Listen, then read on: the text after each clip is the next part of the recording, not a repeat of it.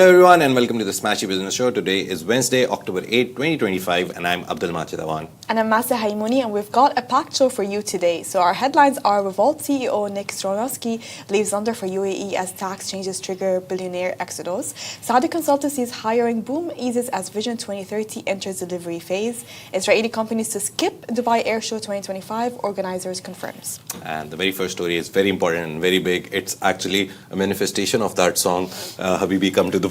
Everyone is coming to the UAE. So Revolut co-founder and CEO Nick Storonsky. It's very interesting that he is the co-founder, but he's the main man. He's the face of the company. No one knows who the other co-founder is. I know, but it's not very common knowledge. But he has officially shifted his residence from the United Kingdom, from the UK, from Britain to the UAE. He chose one United over the other. And according to new corporate filings, which were seen by a lot of publications, FT broke the news and then everyone covered it. The billionaire fintech founder made the move in October 2024, months after the UK government scrapped its long-standing tax break for non-domiciled residents. Storonsky's stake in Revolut is estimated at $7.9 billion. That's only his stake in the company. And the company reportedly is exploring a dual listing for its IPO in London and New York at a $65 billion evaluation. Storonsky is the latest high-profile name to leave the UK following the overhaul of the 200-year-old non-dom tax rule, which had allowed wealthy residents to avoid taxes on foreign income. The policy change under Chancellor Rachel Reeves has already prompted Egyptian billionaire Nassef Sawiris, investor of Christian and Jmeir, and the Livestock brothers had to move abroad. Bloomberg reports around 4,400 business leaders have filed for overseas relocation in the past year. And Storonsky's departure comes just weeks after Revolut opens its new global headquarters in London's Canary Wharf, one of the very famous places. And despite the CEO's relocation, the fintech giant remains the UK's most valuable startup, surpassing some of the country's biggest banks also. And the British government has played down the impact of the non-dom reform. They say only 400 people with the status, the non-dom status, left in the year before the rule was changed. And apparently there are like 7,000 plus people who are in that non-dom category. Storonsky has strengthened his ties with the UAE over the past year, speaking at major events in Dubai and securing an operating license for Revolut in the Emirates. Mubadala Abu Dhabi's sovereign wealth fund also took a stake in the company last year. The billionaire is reportedly building a luxury travel portfolio through his new venture, Utopia Design. Revolut did not respond to requests for comment.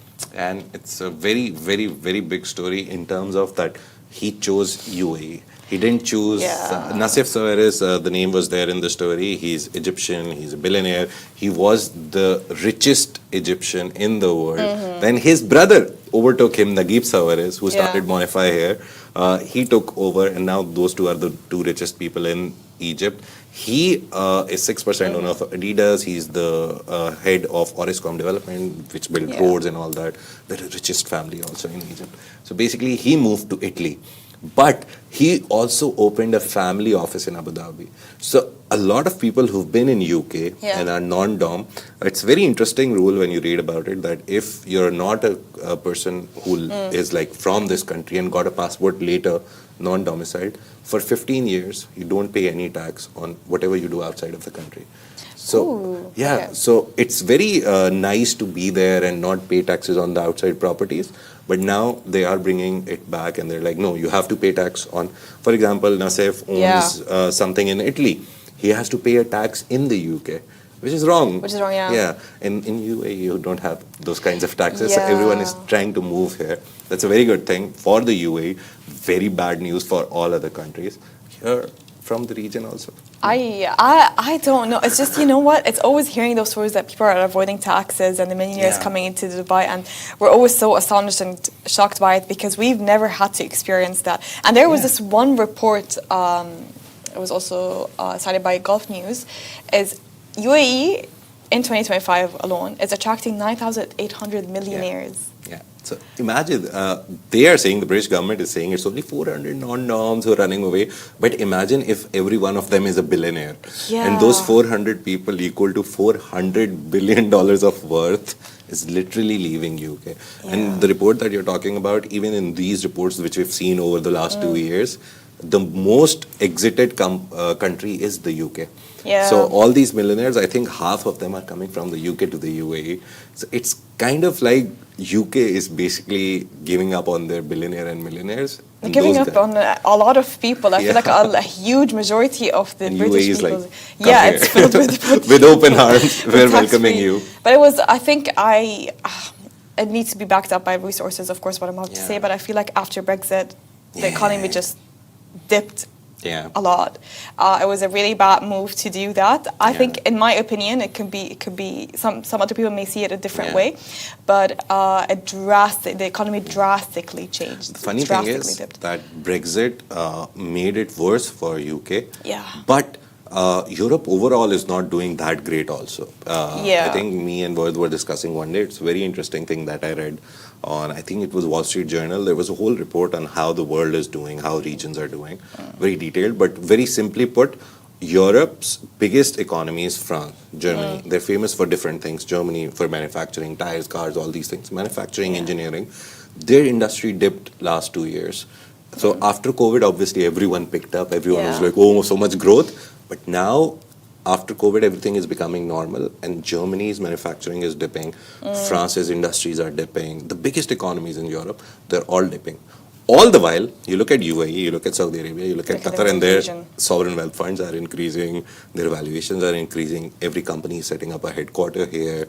So it shows that it's about time that region. We're having a shift in dynamic of power also. Like it's moving we should to the be now region. called not Middle East, Central East. Central, We are the center of the world right now in Also terms China of is money, very in terms of people coming here. I think we are the center. The Middle We are East the is the center, center of the world. But being Now we country. should call them the West, The West. or something. We'll start calling them, Yeah, we'll start calling them Just something like how else now. they call us Middle East. Like who dictated it? Yeah, Who because decided to call us Middle East? It's the middle of the East, and Asia was there. So London was like, this is the Middle East, and then that is the Far East, the Asia part. But now we should start naming them differently. But again, that's happening. But let's go to the next neighboring country, Saudi Arabia. And their once red-hot consultancy hiring spree is showing clear signs of cooling, according to a very interesting report on Financial Times. Again, a very long report, but we are here to give you the summary. The slowdown has come as Riyadh reassesses spending priorities and scales back certain elements of its Saudi Vision 2030 agenda. Data from Source Global Research shows the Saudi consulting market only grew 12% in 2024, down from 25% in 2023. So that's nearly a 13% fall, but it marks a sharp deceleration from the post-pandemic boom, which we were already talking about. So several factors are drifting this shift. Lower oil prices are tightening the government budget, prompting feasibility reviews of major projects. At the same time, many Vision 2030 programs are transitioning from planning to execution, reducing demand for high-level strategy consultants and increasing the need for on-ground delivery teams. And consultancy firms are also feeling the impact of AI automation, which is very important. Everyone is facing it, which is cutting the niche for large junior teams as analytical tasks are increasingly handled by technology. Read, ChatGPT, Grok, every other generative AI software or analytical AI software. Government clients are becoming more cost conscious, demanding value and scrutinizing contracts more closely. Analysts say that the market is not collapsing but normalizing after years of explosive growth. Global consultancies will still view the kingdom as a key market, just one entering a more mature delivery-focused phase. The hiring frenzy, it seems, is giving way to more measured pace. And we saw recently that PwC, one of their consulting contracts was cancelled. We also then reported it's a long, from Feb 2025 till now, we've seen so much happen with consultancies. PwC was banned, the ban ends on February 2026. Deloitte and the other one, completely forgot the name, I'll remember it. But Deloitte and it's the big four basically. All the three other went into Saudi Arabia and they were like, okay, PwC is banned, we'll take up the contract. So they started hiring, but after like 2 or 3 months, they fired all of them. So they went into the market, they thought, oh, now there is space since PwC is banned, so we'll take up. But they didn't get enough contracts because Saudi Arabia is moving towards more local talent. They're moving towards like, oh, we've put our people, like we have Emiratization, they have Saudization. So they've put their youngsters into the market with these big four. The youngsters are now mature. They have 4 or 5 years experiences. And they're like, now we'll use local talent. Why do we pay in dollars and pounds to outside consultancies while we can spend that same money for a local startup who's doing consultancy, pay them in real. It's cheaper, not cheaper in the way that they're cutting costs, but it's very helpful in a lot of factors. Local talent, you pay them, you feel better. Local talent feels better because they're getting contracts. So a lot of things are happening, and this is the main idea of the story as well. The idea is that Saudi Arabia has become a mature market now. And consultancies usually come in when you want to plan something, right? I want to plan a building and it's an empty plot. I'm like, what can I build here? And they come in. But now all their projects are into delivery phase, like, or at least they've started constructing. So they don't need them anymore. So it's a nice idea that they're moving away. A very interesting report from Financial Times. But another important update from back again UAE. This came out yesterday. It's a very important story for a lot of people. Israeli companies will not be participating in this year's Dubai Airshow 2025, basically. And finally, organizers confirmed this on Tuesday. We did a story about how a lot of anonymous people and a lot of people who were not named from Ministry of Defense of Israel, they said that this is going to happen. But now it's confirmed by the organizers themselves. During a press briefing ahead of the event, Timothy Havis, managing director of Informa, which basically owns these shows, said Israeli firms won't be participating in the exhibition, which will run from November 17 to 21 at Dubai World Central. The 2025 edition of the Dubai Air Show will be the biggest yet, that's what he said, with around 98 countries and more than 20 national pavilions taking part. So Hawes highlighted the scale of the event, noting that the defense accounts for 40 to 50% of the air show. We have 98% countries representing from around the world and a fantastic group of defense showcases on display. Israeli companies won't be participating as part of the exhibition, and I quote him, he said. The announcement follows Israeli media reports suggesting the country would not take part this year. Yeah, and last year, the Dubai Air Show recorded more than $101 billion in deals. Big number. Hawes said that deal activity for 2025 is already starting to shape, and that the event is expected to be a very fruitful week for contracts and aircraft orders. The air show has grown into one of the most important global platforms for aerospace and defense deals. So this year's edition will also feature several major global manufacturers, including Boeing, Airbus, Bombardier, and Embraer. Yeah.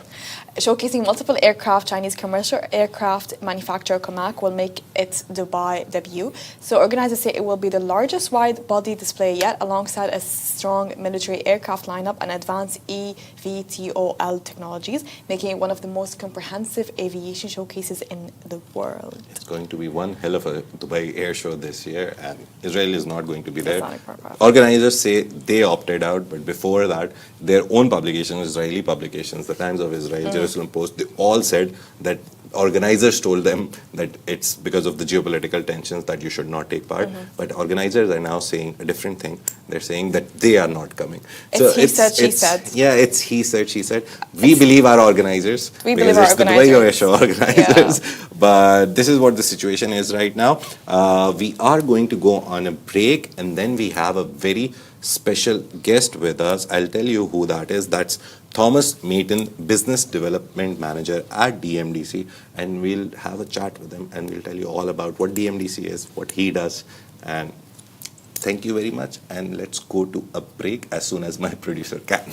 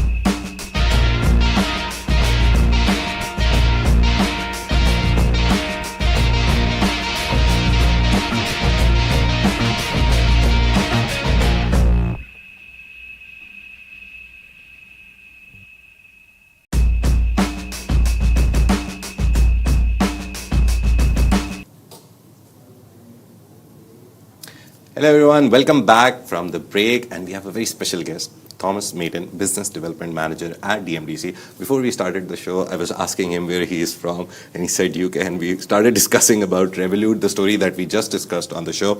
But first of all, welcome to the Smashi Business Show. Thomas, how are you? Good, thank you. Yeah, everything is fine. How are you finding UAE? Everything is great. Yeah, 5 years now, so it's home. How's the traffic outside? That's the first question I like to ask. It's, I think, the perfect icebreaker here. Luckily, where I live, I get to avoid a lot of the traffic. So Nice, perfect. Especially But down here. yeah, let's start with the most basic, the most easiest question. What is DMDC? What do you do there? Business Development Manager, how do you work there? What is DMDC So for audience? So DMDC is a fit-out contractor. Yeah.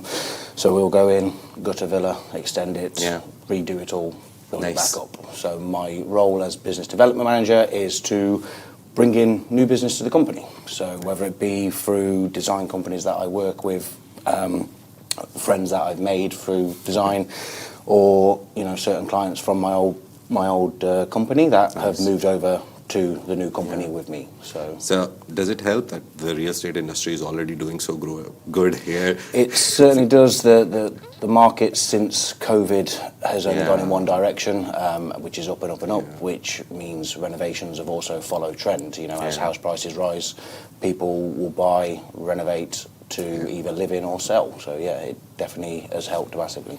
And what is the biggest hurdle that you face as contractors when you're doing renovations? Because I think that is the first question that comes to my mind. Because if I go for a renovation, I think of 1 million things. But what is your top FAQs that you get from people? So the two hurdles that we face regular will be approvals. You have people that do stuff without approval. Then you'll get a client that wants the same thing, and you're not allowed to do that. Email won't allow that, or Nikhil will say no to that. But he's got it, so I want it. So a client understanding that, yes, it may be possible to be done, but they've done it without approval, which means as a company as big as us, we're not going to risk losing access to EMAR because you want that extension that we're not allowed to do. The second thing would be a little bit of client reality, because Dubai is very fast-paced and you can get everything instant. You'll get a client ring up and say, right, we're ready, can we start next week? And you go, no, we have to do approvals, and those approvals can take sometimes 3 months. I had approval recently that took 5 months. It was not ideal, the headaches that came from it, but the client was expecting to start after 6 weeks. And a little bit of just understanding that there is a process to this, and sometimes the more you rush, the harder it becomes, because you haven't got your designs ready, or you haven't got your sanitary ware selections, and I want these tiles, I want you to finish in 3 months. When will we get those tiles? Well, we'll get them in 12 weeks. Well, we're not going to finish in 12 weeks then, are we? So, it's a little bit of that where clients just need to understand, it's a process. And it takes time. It takes time. It takes time. It's not just like you'll tell us and we'll pick up stuff and be like, okay, done. Thank you very much. But again, clients, some of the most important people, how do you think they select someone? How do you think they come to you? You said in the start that it's usually contacts from friends or people who you know, or a friend of a friend. Word of mouth is... Word of mouth in Dubai is massive. I think this is called wasta. It's very important here. Yeah, so you talk about DMDC, we've got to where we are now. We haven't done huge amounts of advertisement. It's all come from word of mouth. You go in and do a villa and you do it well, that person recommends you to their 3 friends, or they have a house party and 10 people are like, oh, wow, who did this? So that's where a lot of the work comes from. Again, building when they're selecting someone, a lot of it comes down to trust. You meet someone. You can meet 3 different design companies or 3 different contractors. They can all be the best, or they can all be extremely good, but you'll have a relationship with one that you maybe don't feel with the other one, and that's how you'll select. A lot of clients, people buy into people. They don't just buy into the company. If I know, okay, I've met Tom, Tom's going to be with me throughout this whole process, I like Tom. I've had that with plenty of clients. They like working with me, so they are willing to pay either a little bit more, or, okay, well, we can't start for 6 weeks after the other contractor, but that's fine because I'm getting this as a benefit for doing so. But that's a good client acquisition strategy, word of mouth. But what should a client look at in a company, especially DMDC, obviously this is a chance for you to tell us your USPs, but what does a client should look at? Like a general idea of what they should look at, and then how much of those DMDC provides the services? You've got to look at one of the company as a whole. You know, Yeah. you've got lots of contractors out here. Yeah. DMDC's got over 750 members of staff. Nice. Which means, you know, you've got the ability to pull back, overload projects, Yeah. etc., to manage workload. You know, you can go to a contractor that tells you, yes, we're doing 20 projects or whatever, that's fine, but then they're subcontracting all that work, which Yeah. then means it's a little out of their control. And there's that. Then you've obviously got. Sorry, I've just lost my train of thought a little bit. But what is like the top thing a client should look at? You said trust in your thing. You should also look at, you know, nothing goes perfect on any Yeah. project. No matter who the company is, there will always be a mistake or an error. We're all human beings, especially when you're running a large project. Yeah. There's a lot of details that go into it. So it's how do they handle that? You know, yes, okay, the mistake's been made. Well, how would they handle that? Okay, Yeah. we'll say it's our mistake. We'll rectify it. Or okay, if you can supply that, we'll do this and come across it. So that's- Trust is one of the most Trust. important factors. Yeah. You have to trust the person you're going Yeah. to for services. And Yeah. if you've seen their good work, I think naturally you develop some part of the trust already when you see something already built by them. Correct. And then the client and you have to earn their trust. Design trends. What are we seeing nowadays? At the moment, there's a lot of clients that are buying purely for renovation and to sell. They're either selling it or renting it out, whatever they're planning to do. There's a lot of investment people who have come to Dubai. If I go back 3 years, there was just after COVID, there were a lot of people that were buying their homes to live in themselves. What they've realised is how much money it makes. So what's happened is a lot of people now do it as an investment. Yes. So what you tend to find now is a lot more minimalistic or similar sort of design look, because you've got to, when you're doing it as an investment, you're doing it to sell, which then means you're not doing the gold on the wall that maybe would apply to that person who lives there and that's what they want. But when the mass people come in to buy, they're going to look at it as neutral, clean, modern, and advertise to the most amount of people as possible. So how do you think, what's your approach when a client says, I want this? You look at the place, obviously the people go and look at the place and they're like, won't work. How do you convince them? It's a very difficult negotiation, I guess. How would you convince a client who's like, make this here? And you're like, nah, not functional enough. Again, it comes down to what the client's using it for. So if they're buying it as an investment versus buying to live in, there's two different things. And again, even if they're buying to live in, the first question I'm asking, how long are you going to live here? Because if they're going to live there for 2 years and then move, right, okay, you want to do that, I wouldn't do that. Because, you know, for example, a closed-off kitchen, that's something that is a very big trend in like Indian clients. Because they like to have it because of the smells and stuff like that. But when you're selling to a Western, they like open plan. So they might say, okay, I want to put a closed kitchen in. Okay, but if you're going to sell it in a year's time, that's going to affect people who want to buy it. So that's where you're having to just understand what the client's wants and needs are and how you can benefit them to the most. And are clients receptive to the feedback? Some will be, some won't. Some will be like, look, at the end of the day, if the person buying it wants to change it, they can change it. I want it for how I want it, whether it's for 1 month or 10 years. You know, so it all depends on every individual client. And do you tailor your approach when working with investment properties versus personal homes? I think you answered some of it, but for example, let's take me. I have spent $1 million on buying some property. I think very far away. I don't say, where are you getting this? 1 million a villa is very difficult. But let's say for 5 million, I've spent 5 million on a villa, and I don't want to spend a lot more on renovations and everything. What is your approach? How would you convince a client to spend a little more to make it more better for them? It's again that comes down to knowing the market. And you sit there and say to a client, okay, that for example, they don't want to. They want to sell it for the maximum amount of profit, but you sit there and say, okay, but if you put that flooring in, yes, it saved you 50,000 dirhams because you bought something, but actually you might pay 50,000 dirhams more, but you added 100,000 or 200,000 to the value of the property, or you're going to open it up to more people wanting to buy it because, we've had it with people where they go, well, we won't touch those wardrobes or we won't touch the bathrooms, we'll just do this, this and this. And you're going, well, to get your money's worth, people are going to want to walk in and see the full package. And yes, that bit maybe doesn't seem, AC, for example. People go, well, we'll just leave the existing AC. But when people are buying a very expensive property, some of the properties we do are 40, 50 million. Nice. If you haven't done the AC, it's the first thing people notice because they know that's going to be an investment point they're going to have to make. So sometimes just encouraging them that, look, you've got to spend this money because you'll get it back. Maybe, whether you're making any more or not is irrelevant, but you're not cutting off clients by doing so. But the whole industry as a whole, let's talk about it, like a macro perspective.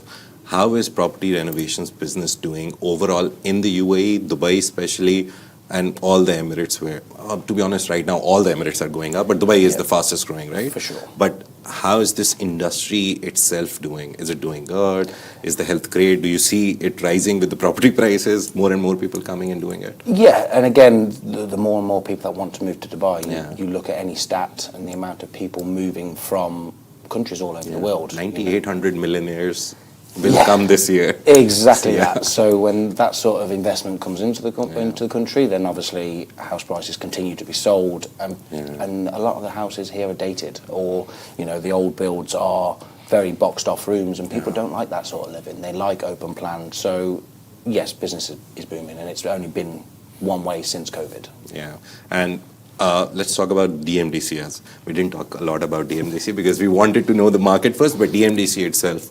Where do you see the company going? Do you want to is there an expansion plan? Any future plans that you can tell us? Or is there a plan to increase more services? What's up with DMDC? That gives our schedule away to competitors. I don't know if I want to do that. No. As a company, where do you see yourself? We are growing. We are growing constantly.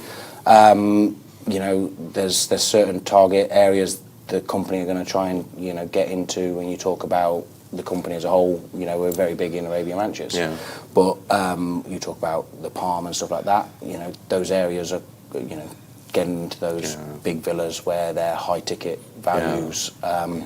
We've just landed a project in Abu Dhabi with a second one currently in discussions, and that will be the next phase of maybe the branch being opened up in Abu Dhabi and expanding the company over two different Emirates. And then obviously if RAC continues to grow the way it is, that might be the next area where there's a new branch that opens up and stuff like that. So good expansion plans.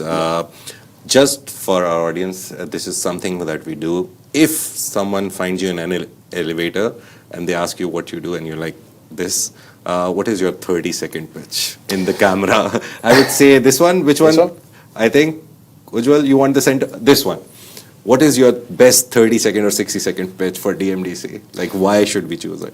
So I'm head of business development. I basically make people's homes their house, their home. Sorry.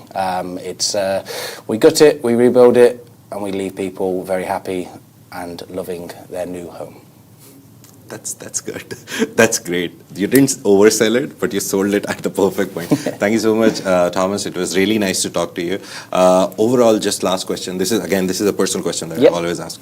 What is your top 3 suggestions for any person moving to the UAE? Apart from anything, would you say come?